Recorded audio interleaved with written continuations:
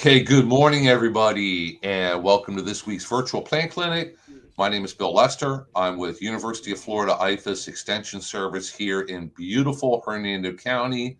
A little cloudy this morning, rained pretty hard in parts of the county yesterday, but still nice. And joining me today are my two regular co-hosts, Colby Pitts, who is the Hernando County Florida Friendly Landscape Coordinator, and one of our Master Gardener volunteers, Bernie. So, welcome everybody. We are here for you today.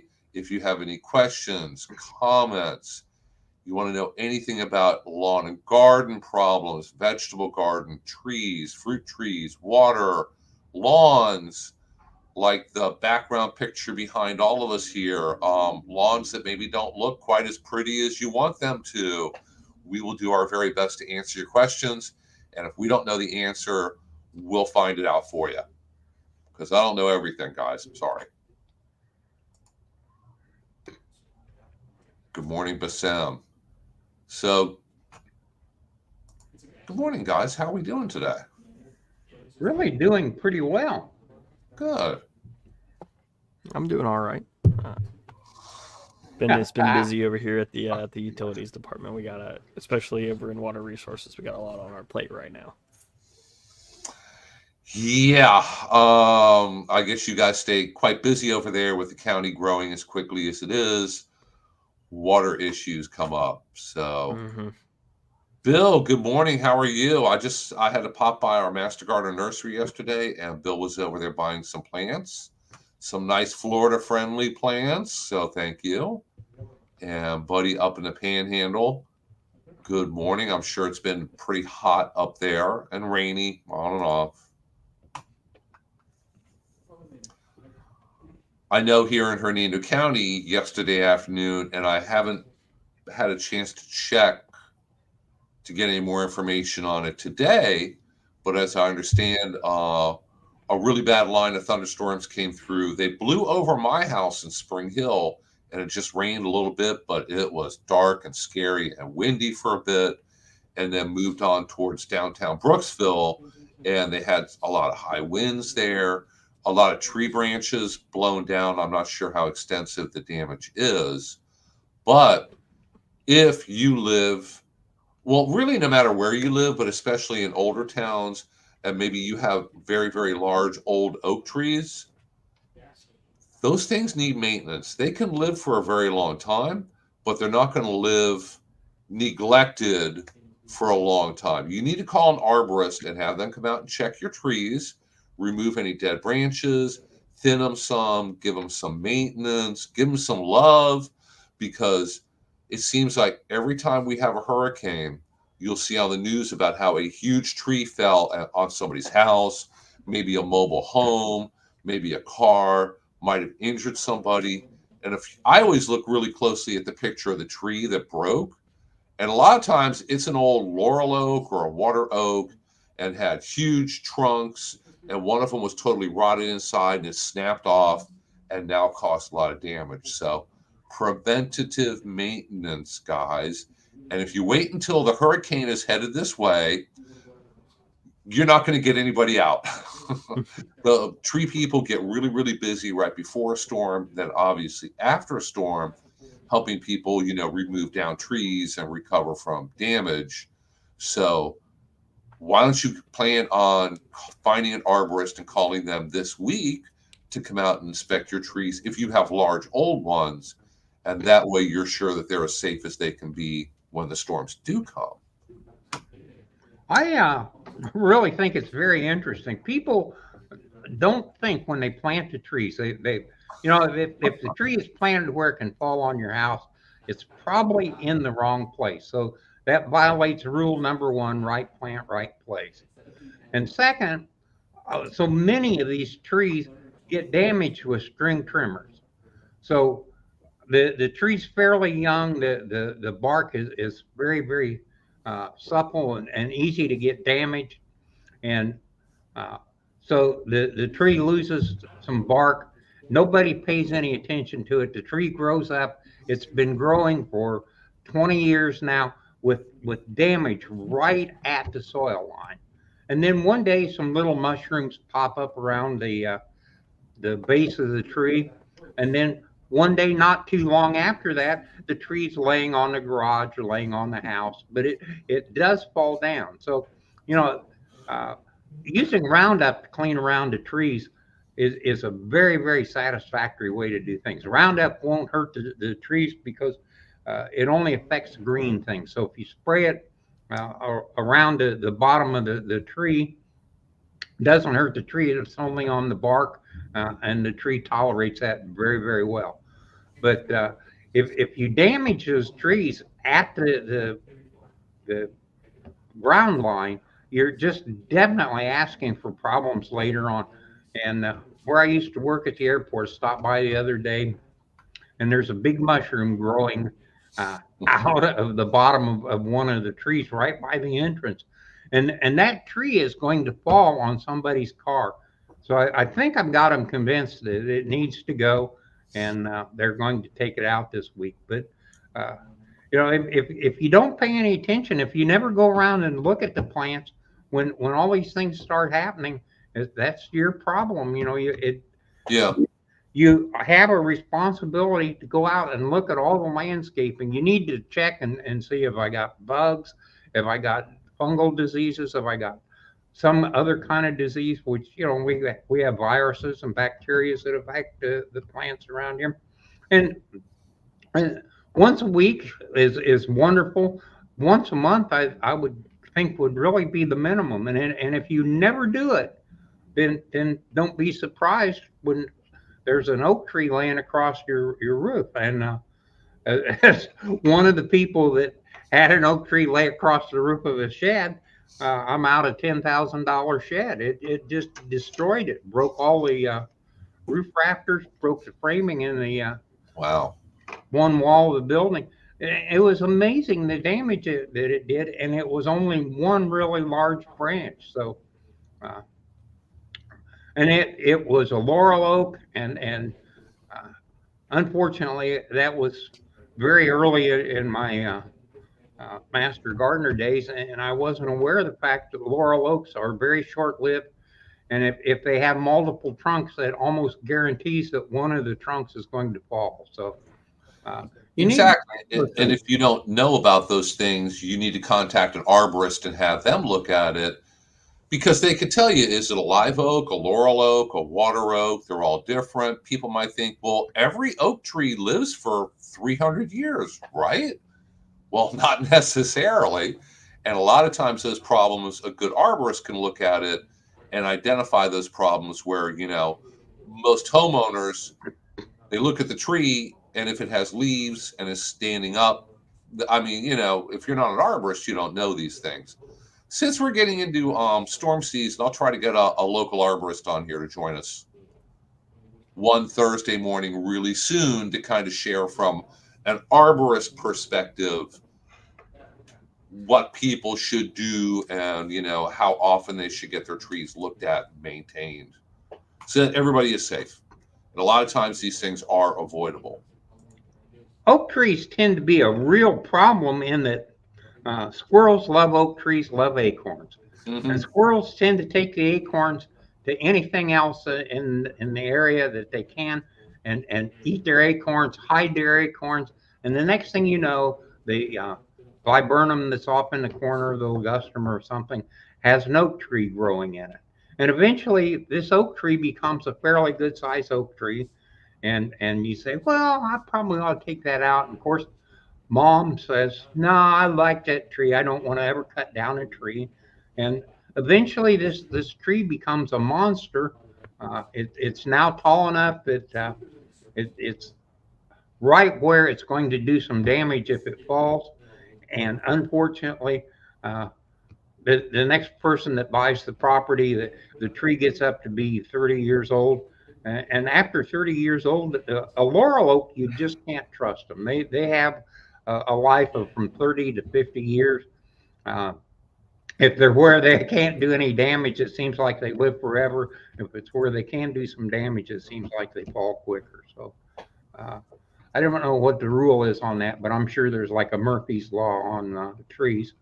And oaks tend to hybridize. So if you have oaks in the neighborhood, you have a turkey oak. Well, turkey oak will hybridize with a live oak, and that'll give you this little cross that has both kind of leaves on the same tree, and it's amazing. And of course, that hybrid will hybridize with either one of those two trees again, and it just keeps going, and the hybrids become uh, the dominant trees, and some of those hybrids are very, very strong, excellent trees.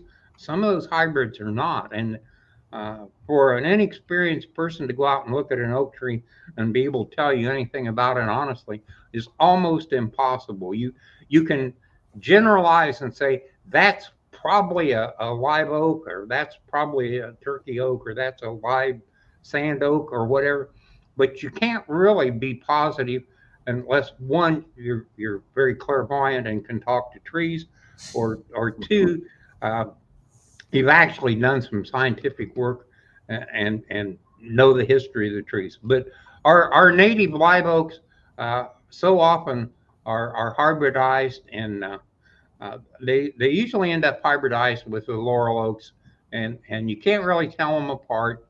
But Yeah. the you know, if the tree ends up it's wider than it is tall, then it's probably mostly live oak.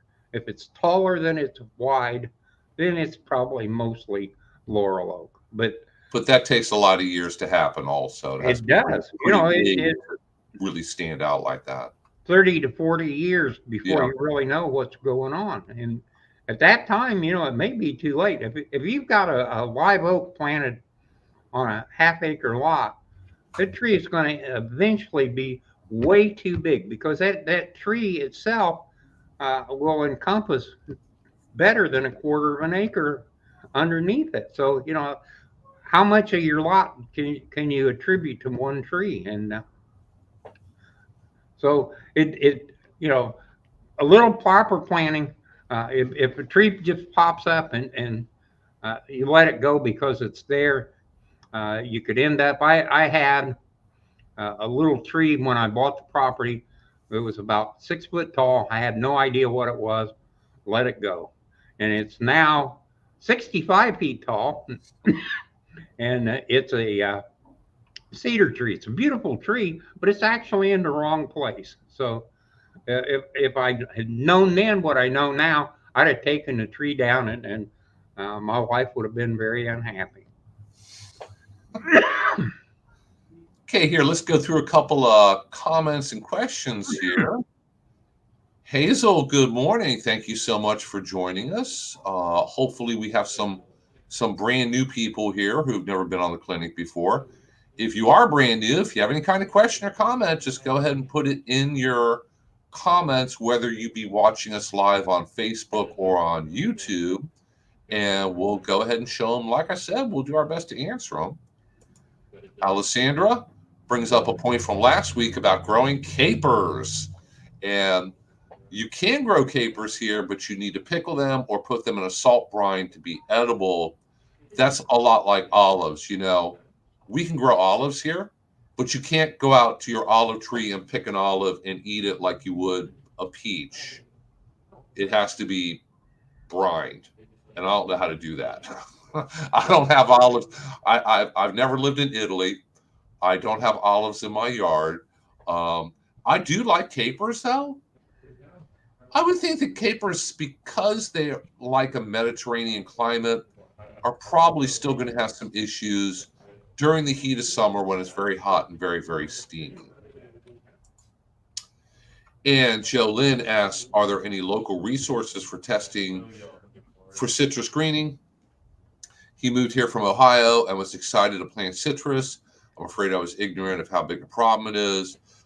I have several trees which display the curled asymmetrical leaves. That's when the leaf starts to get the yellow patches on it. I initially thought it was stress from planting. Would having an arborist out be the best move? An arborist is not going to be able to look at the tree and tell you for sure it has citrus greening. I can't do that either. And my guess is Bernie would admit that he can't 100% identify it from looks either. We do have University of Florida's plant disease clinic. And if Teresa is still watching us, if you can pull them up and share a link for them, you could send a sample. You can contact them, send a sample off, have them test it. There is a charge involved. I believe it's $45. It may be different for citrus greening, so don't hold me to that. Plus shipping. There is one variety of citrus that you can get now that is greening resistant. So the tree will get greening. Now, if they test it, the test will come back positive for greening, but it doesn't damage the tree, doesn't hurt the tree, doesn't kill the tree, and doesn't stop it from flowering and fruiting either. So you're still going to actually get oranges off of it. And the name of that variety is Sugar Bell, Sugarbelle, all one word, I think. So, yeah, Teresa, if you could share link from the plant disease clinic. And for anybody who has to know for sure in writing if your plant has a disease or not and which one it has, you would really have to contact them and send a sample to get it tested in the lab to say for sure. Bernie and I can look at it and give you our very, very best guess, and we're probably going to be correct the majority of the time. But I'm not good enough where I can lay my hand on a leaf or a plant and close my eyes and sense for sure what disease it has. I No, think that the I think that assumption, fee's $40. I think it's $40. $40. Okay, I thought it was either 40 or 45. And there's certain diseases where if you're getting it tested for that disease, it's going to be a different price. the assumption pretty much at this point is if you have citrus, it has citrus greening. Or it will. Yeah, and the thing about it is the quickest simple test is the mottled leaves. If you have a pattern on the leaf that is not symmetrical about the mid vein, then it's probably greening. If it's symmetrical about the mid vein, then it's probably nutritional. And the recommendation here is that if you have a citrus tree and the fruit's good, even if it has greening, let the tree grow until it no longer has good fruit, and then get rid of it. It's pretty much all the citrus is going to have it, and it has generally a relatively short life. Any new citrus planted that makes it to 7 years has done really well. So don't worry about it. Just treat it as an annual almost, and don't spend a lot of money on citrus plants. Hey, they're not cheap anymore. If you've looked it up anywhere that has a citrus tree for sale, oh my gosh, the prices of plants have gone up. And here, let's go ahead and let's see how well this works. A little visual aid of getting an indication from looking at your citrus tree leaves, whether you have greening or not. Let me add a little bit to my hideous artwork here. So if you look at one of your citrus tree leaves, and sometimes this is really easy to tell, other times it's just everything's mottled and you really can't tell for sure. But if you look at a leaf and you see if I can get this, yellow patches. So if that's a yellow patch, that's a yellow patch.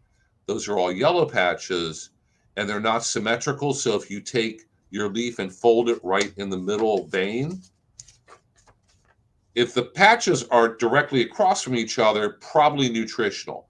If they're scattered around the leaf more like this, that's a really strong indication of citrus greening. Well, like I said, we can't say 100% for sure is citrus greening. Those kind of things really have to be determined by a lab to say 100% for sure. And I see Teresa, for anybody who does want to get that done, Teresa shared a link to the University of Florida Plant Diagnostic Center, which, they are one of the biggest and best in the country and definitely in the Southeast U.S. They take samples from all over the Caribbean, some from South and Central America, other countries, and from states all over the Southeast U.S. They're one of the preeminent research centers for diagnosing plant diseases. So they can deal with a lot of different problems. Anybody can go ahead and go to their website and look at the information and send them a sample. There is a form you have to fill out. There is a charge involved. You have to mail it, either FedEx or Postal Service. You have to send it overnight. You have to send it on a Monday so they get it on a Tuesday, because you don't want it sitting in a hot warehouse over the weekend. By the time they get your sample, now it's going to be all nasty. They can't do a lot with it. But they do a fantastic job working mostly with growers, researchers, and people and groups from other states and other countries. Homeowners, if you really want to know what's wrong with your plant, know what the disease is, they are more than happy to help you out also, answer your questions, plate out your sample you send them. Teresa put a link up here with some information about, from just looking at your citrus trees, getting an idea of, is this probably greening? Is it probably nutrient? You really need to fertilize citrus trees with a quality citrus fertilizer. I would say very, very, very lightly every month during the growing season, because citrus trees are really fussy about their micronutrients. And if they get shorted on them, they're going to be unhappy. They're not going to grow well. So I don't see any other questions here at the moment. I think I caught them all. I guess this is kind of becoming the caper show, because Bassem says that there's Jamaican capers and they're not edible. Not too familiar with Jamaican capers.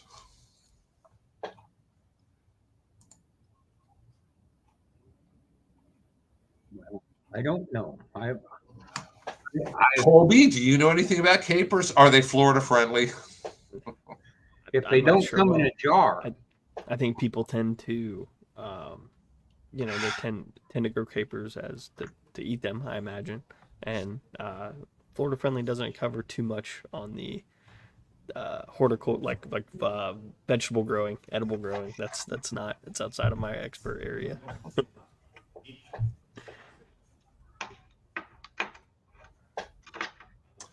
And I see Teresa's putting up more links here for citrus and greening.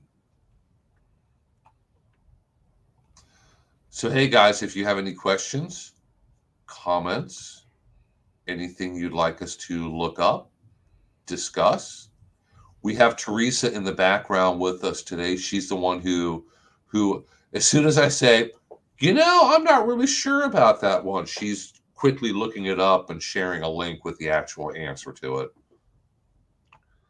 With the rain we've been getting and the warm weather and everything, the grass has become a real problem. Mine too. If you mow it at 4 inches like you should, you should mow it again when it grows to 6 inches. And right now, every other day, it's growing an inch to an inch and a half a day. So that puts you in a position of having to mow every 2 days if you really maintain the lawn like it should be. So I have to admit, I let it go until it gets awkward to walk through, which is about a week, and then I mow it. So my neighbor is mowing every day, some part of the lawn, and I'm sure she's upset with the fact that I only mow every week to 10 days. But first place, I've got a lot of grass. That's a lot of money and nothing but gasoline. Yeah. It takes 5 gallons of gas to mow the whole lawn, and it is becoming a problem. The other day I mowed. I went out 2 days later and I measured it, and I had grown 3.5 inches in 2 days. So that is some pretty decent grass. I'm amazed how well this Bahia has done. So Yep, the Bahia at my house is it's really shot up, and I'm not as good about it as I should be, but So you know, I tell it everybody gets to I'm be a letting lot. it go to seed. So am I. Yeah. Look, I you see all like my it. seed heads I have up?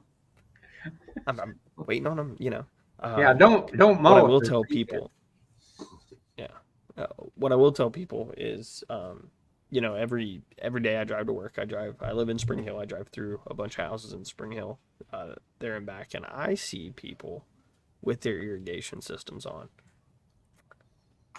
I'm sure we're aware it's raining a lot. Yeah. It's raining a lot. It's rained pretty much every day, at least a little bit for the last week. Maybe we can consider turn your irrigation off. You know, until your yard needs it. Your yard will tell you when it needs to be watered. So during this rainy season, save some money, save some water. Uh, you know, maybe cut your irrigation off for a little bit. Is it because it certainly is not needing the extra water right now. Had somebody in the other day that the HOA controls the sprinkler system for the whole system for the whole little HOA area, and they get water whether they want it or not, and there's Yeah. nothing they can do about it. So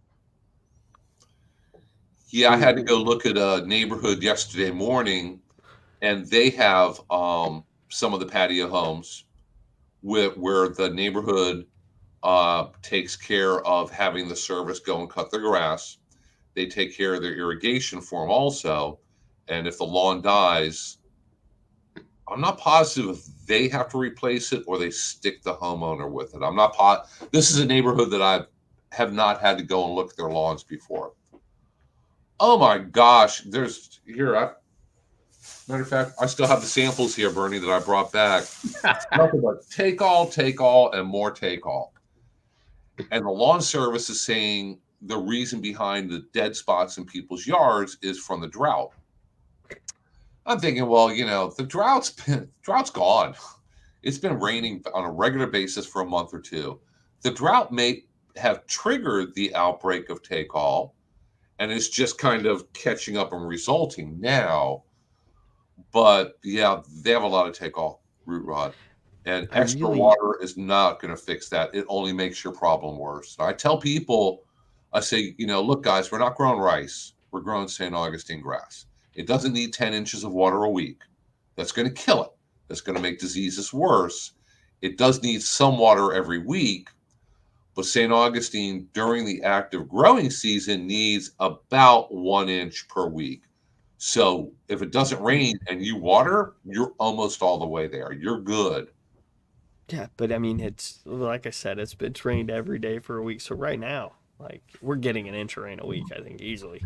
So you know, maybe cut it off. I don't. I'm a big fan of the Bahia grass. Honestly, I think that it requires a whole lot less maintenance. You have less Uh-huh. disease issues, and I think that people, if you're going to replace an entire St. Augustine lawn and you're not restricted by your HOA on what grass, what grass you have to use, maybe consider doing a Bahia lawn instead. And you have to remember to still cut it high. If you get Bahia grass, and I see people, and it's just because they don't know. And they go out there with their lawnmower Saturday morning and set it on the lowest setting and grind that lawn down to just the stubble.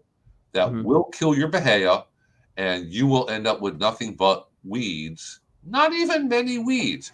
Your lawn will look like the one, if you see the background behind our boxes here, that was a photo that was sent to me of what looks like maybe was a St. Augustine lawn uh, in the past, and is now pretty much dead, shaved to the nub.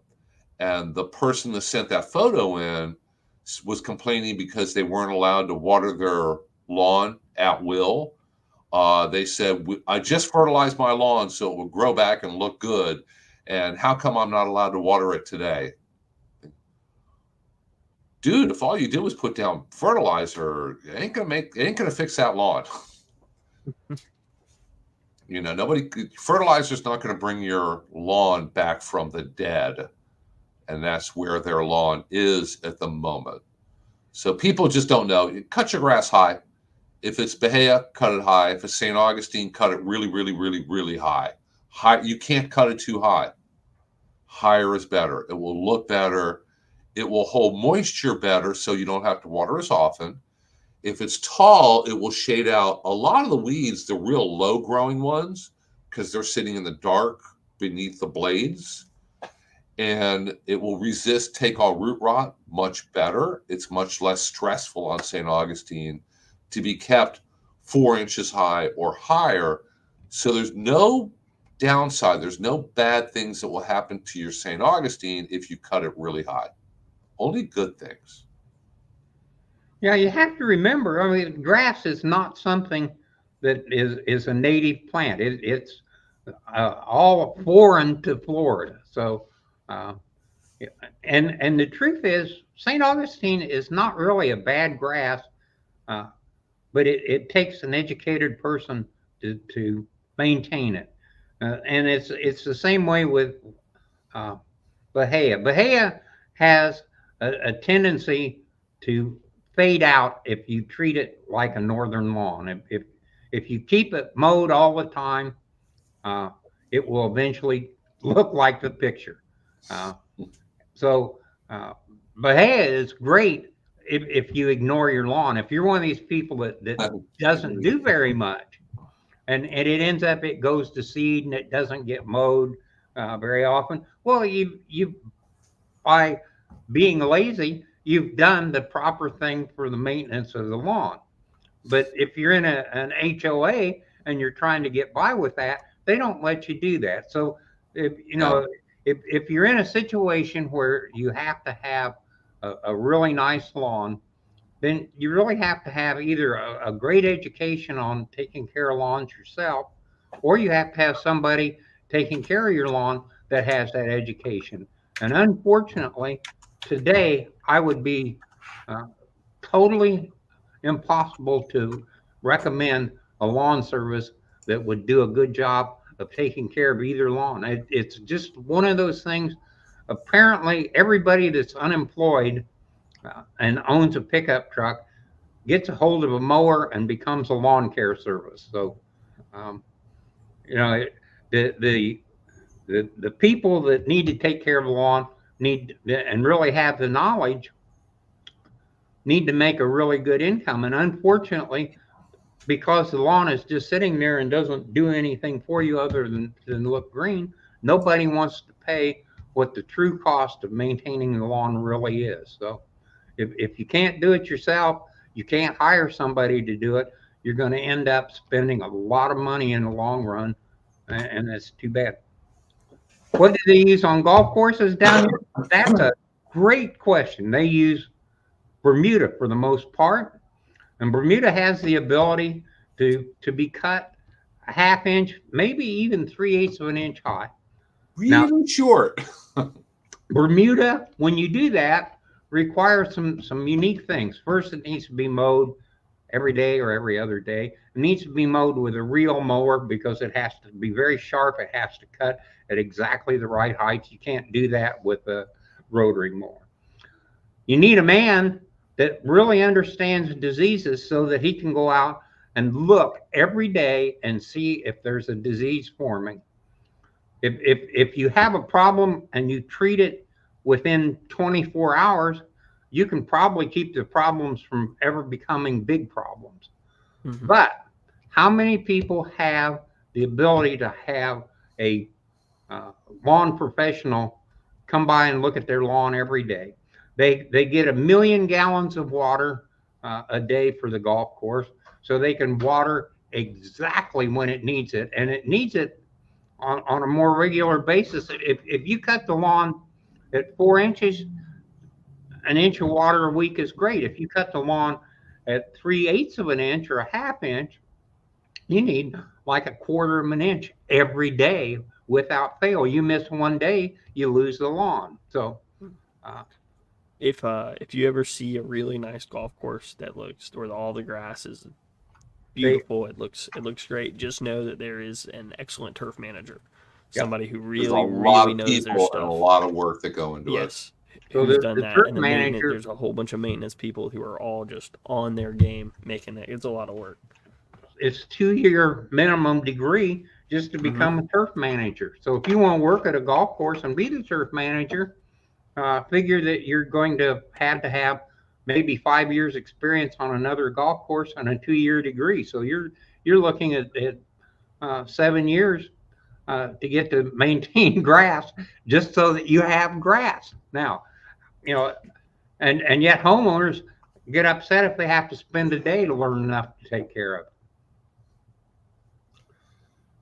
And then Bassem asks, what is the best lawn variety for a shade area? All depends, because shade is relative. Shade could mean a little bit of shade, more shade. If you have a large, let's say, oak tree in your yard and you've never had it thinned and it's very thick, shade underneath it can be like really, really dark at high noon. So in extreme shade, there is no turf grass that's going to grow really well. In a little bit of shade, all turf grasses will grow. It's just they're going to be thinner than they are in a sunny part of your yard. Technically, bitter blue is a variety of St. Augustine that does better in shade, but that's relative. If it's I saw a lady's yard, and she had an oak tree and very, very thick. And if you stood underneath it at high noon, it's very, very dark underneath it. It's not speckled sun. It's not partial sun. It was really, really shady. And she put down bitter blue, and it did not do well at all because it was just too shady. So a little shady, bitter blue is going to do okay. Really, really shady, you're going to have to look for some other kind of ground cover, something more like ferns, caladiums, impatiens, something like that, if you want something to fill the area.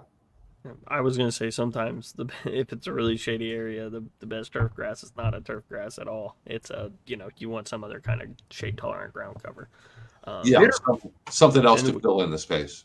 Bitter blue takes about 4 hours of sunlight a day. So if you're not getting the equivalent of 4 hours of sunlight, pretty much no grass is going to grow. Be healthy anyway. Yeah.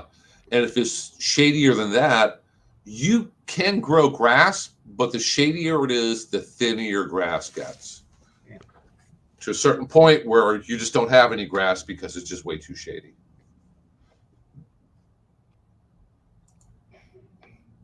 You are welcome. So, you plant anything? Any other questions? Go ahead and put them in the comments. Let me go ahead and start showing some banners here, sharing some information. Have you planted anything in the past couple of weeks? Yes, I have started my seeds for tomatillas, tomatoes, peppers, and eggplants for in the fall. So, I mean, they're all just coming up right now. The biggest ones, I have some eggplants that are inch and a half tall. So I'm starting those to put them in this fall. Some are going to go in the garden, and some are going to grow in containers where I picked up some compost from the Hernando County landfill that I'm going to work into the containers along with potting soil. So I'll have some information, shoot some video, and put it on Facebook about how well that works. But now is the time of year to get ready for fall. Start clearing out those gardens. Go out there and pull the weeds. And if you haven't done it for a while, they're about waist high. Start ordering seeds, planning out what you're going to plant. And for things that you need to start from seed to create transplants, now is a really good time to do that. Like I said, with tomatoes, peppers, eggplants. I like tomatillas. I've grown tomatillas before, and they make a fantastic enchilada sauce. And you can look online for recipes. Very easy. You take the tomatillas, onion, hot pepper, this and that, put it in the oven, roast it for a bit, throw it in a blender once it cools, blend it all up. Really easy to make. You can can it also. So I'm hoping to get a ton of tomatillos this fall. And of course, I love tomatoes, cherry tomatoes, big tomatoes, all kinds of tomatoes. And hot peppers. Well, I'm growing some banana peppers because you could just, eat them. They're not hot. And a couple other types of hot peppers that I don't already have um, dried and ground in my collection. So, and my garden is actually about halfway weeded and cleared, which is much better than it has been in past years. So I'll let you know when I get it totally cleared. But if anybody has any future questions, or if you're watching a recording of this, there is my email. If you ever want to contact Bernie, he is here on Thursdays. There is our office number. Teresa will most likely answer the phone, either Teresa or Mary, and patch you through to Bernie, and you can ask him a question yourself. We do have a freestanding webpage where we list all of our upcoming classes, and I do know that we are starting to schedule a few. We don't do a whole lot for a bit during the summer. Everybody's hiding at home in the air conditioning for a little bit, but I know I'm planning on my fall ones. We have compost classes coming up. So if you go to that little URL scrolling down there, Hernando extension, all one word.com, you're going to be able to see all of our upcoming classes. What else we got here? For anybody who is not following us on Facebook, please do so. We put a lot of really great information and videos, and we used to do a lot of Facebook Live, and we're going to start doing that again soon. A lot.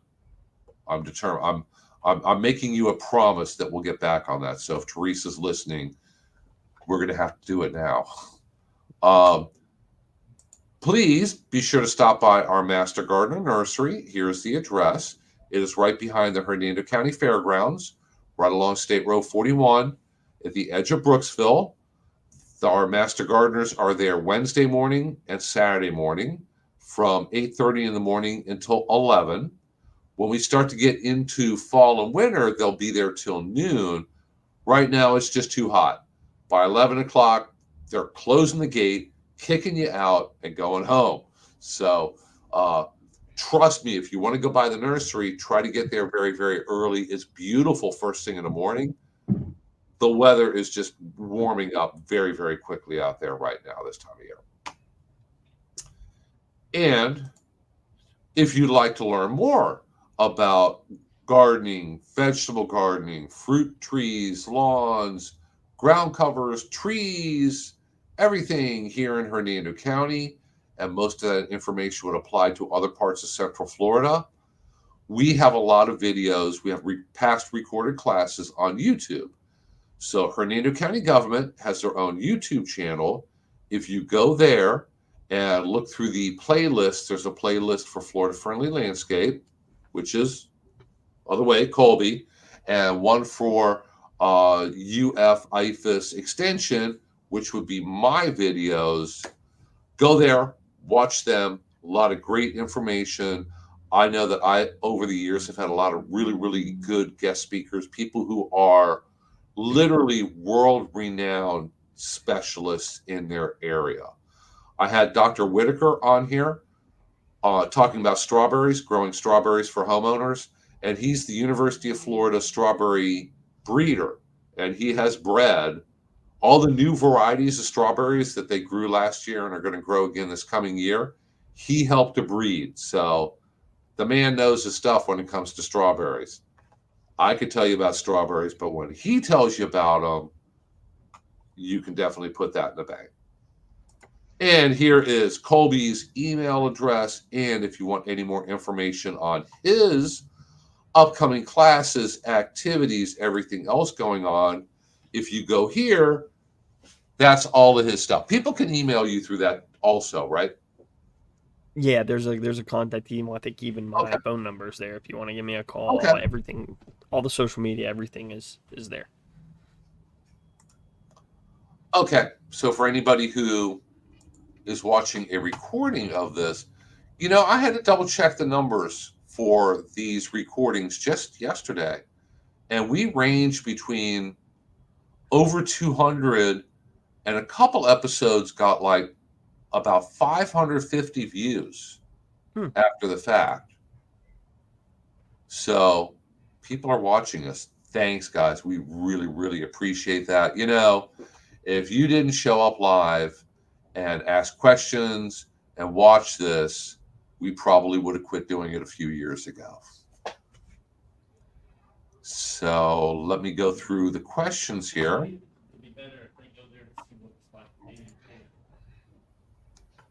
Here's an interesting one, Bernie. Is lobster flower plant, can it be used as a ground cover? I don't know. I'm not sure what a lobster flower plant is. I think looking it up as we speak. It's similar to shrimp plant. It's different, but similar, if that makes any sense. I would think that if it's same growth characteristics, that would probably be a reasonable ground cover. Some of those ground covers tend to get away. They take off. They're very successful, and they go where you don't want them. But if it's not an invasive plant, there we go. There we go. Well composted soil, semi-shade. What more could you possibly want? Hey guys, if you want answers to your questions, maybe you just need to call Teresa. She seems to know it all. she I does. even have my plant species confused, and I defer to her. One thing that I would like to point out, weed control right now. It's way too hot to do selective weed control. So if you have weeds in the lawn or weeds in a pasture, you got to really be careful, because the things that are selective generally quit being selective when it's this hot. Yeah. However, if you have places where you want to take out the weeds 100% and don't care about being selective, you can't get a better situation than what we have right now. Everything is growing fantastically. If you go in with any of the products, the diquats, the glyphosates, Roundup, those things work perfectly because the plants are growing so well. Anything you put on them gets absorbed and does its job really, really good. So it does. I did it just a week or two ago, and boom, it worked fast and worked thoroughly. So clean up around the trees, clean up along fence rows, maybe a gravel driveway. You want to get rid of some weeds in a gravel driveway. Those kind of things where it's non-selective, this is the perfect time to go in and start getting rid of the weeds. So that is something to keep in mind. When the plants are growing like that, they're taking up everything they can. They're trying to get and they're transporting everything they get. It's being transported throughout the plant. So you're getting really good herbicide spray. When it was so funny when I was doing invasive plant control, we would work way harder in the summer because it just works. It was, we got so much done. It was so hot outside. You'd think that we'd take it easy, and it's like, nope, we're hitting it really hard because, all the herbicides worked really well. You go spray Roundup in March, and it takes 10 days before the plants really fall over. I have to give it 2 weeks. So. Yeah, but now you spray Roundup, 3 days, man, it's gone. It's 4 days, you got bare soil again. So it's really great. But that's non-selective. Under no circumstances use the selective weed controls now, because with very few exceptions, they are damaging. Yes, and every year we'll hear from at least a person or two who has done serious damage to their lawn. And even things like I've had several calls in the past, people with pastures, and they'll go out because they have Bahia grass growing there, they'll use 2,4-D. And it can volatilize and drift up in the air, so they'll apply it underneath a huge old live oak tree, and all the leaves are falling off the oak tree. Usually doesn't kill them, but can cause some pretty severe damage. So you don't want to be doing weed control in either your front lawn, your back lawn, your pasture right now. You want to wait till it cools off to do that safely. Yeah, remember that on your herbicide label, it'll tell you. It'll say, Yep. you know, don't you? Or it says, it may change your characteristics if you use it. A lot of times it's 85 degrees. We live in Florida. It's 85 degrees all the time, so Yeah. be very careful.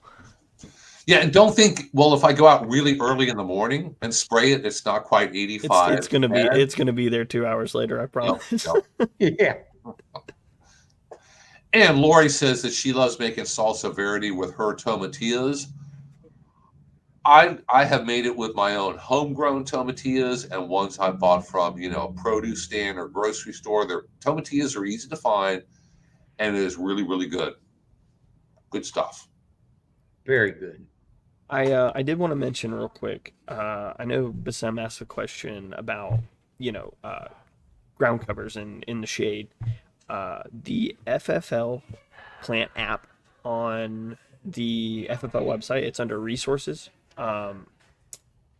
You can filter. If you go to the bottom, there's a button that says filter. You can filter and you can say, I want a ground cover that does okay in full shade, and it needs to be good for zone 9. You can filter out, and you can even put your soil pH in if you know that. You can filter it out all down. And just for instance, while we were talking, I looked up, zone 9 shade plants that or shade ground covers, and it gave me a list. I have 9 here, different species of plants, things like Kunti, Mondo grass, sword fern, things that came up that would do well in those situations, and it kind of guarantees you're getting it right from the source that these are Florida friendly plants. So if you don't really know, if you have plant questions where you're not sure what you want to put in there, this might show you some things you never thought of, because and these are verified by the university, the folks at the state office, on working under those conditions. So it's a really good resource. I think it's really the computer version of the FFL plant guide, the book. It's out of reach right now, but I'm sure that we've all seen. Yep, there you go. Yep, there we go.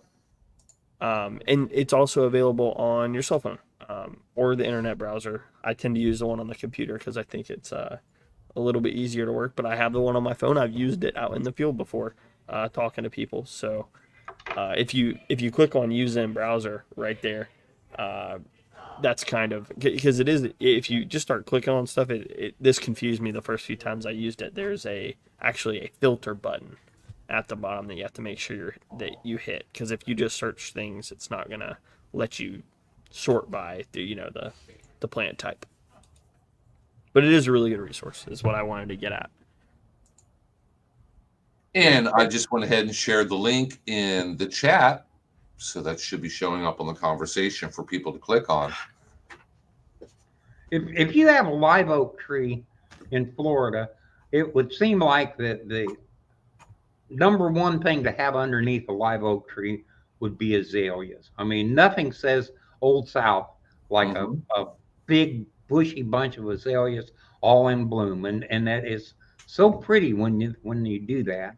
And I mean, they're just made for each other. So something to think of. If you like pretty and you like old fashioned, this is the way the South has been forever.